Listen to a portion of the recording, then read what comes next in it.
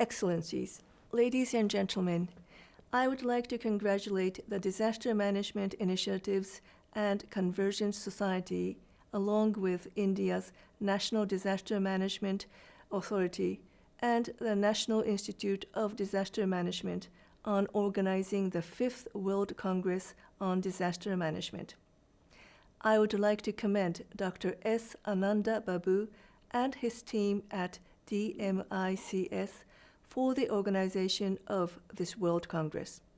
It is a testament to their dedication and leadership on disaster risk reduction and a strong reminder of the important role that civil society can play in influencing policies, practices, and research. The COVID-19 pandemic has taken a terrible toll across Asia and the Pacific, already the world's most disaster-prone region. An estimated 75 to 80 million more people in Asia and the Pacific were pushed into extreme poverty last year because of the pandemic.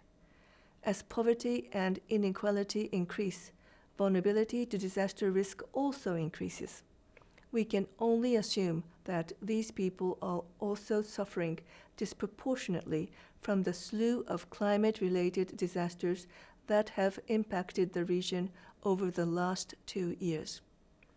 This complex risk landscape presents a challenge to all countries that have committed to the implementation of the Sendai Framework for Disaster Risk Reduction.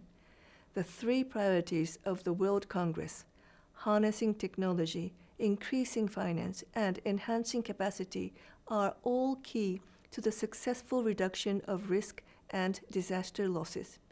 And we know that the need for technology, financing, and capacity is greatest among the least developed countries which seek to graduate to middle income status. Mobilizing support for these countries is critical to help them reduce their social, economic, and environmental vulnerabilities and to give them a chance of achieving the Sustainable Development Goals.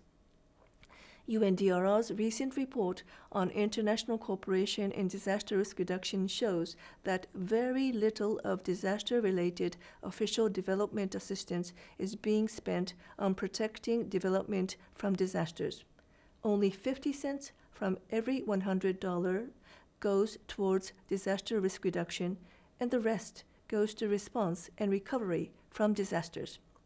Developed countries have a responsibility to increase their individual pledges and honor their collective commitment to deliver the promised $100 billion a year to support climate action and, in particular, climate adaptation, as adaptation needs in developing countries could rise to $300 billion a year by the end of this decade.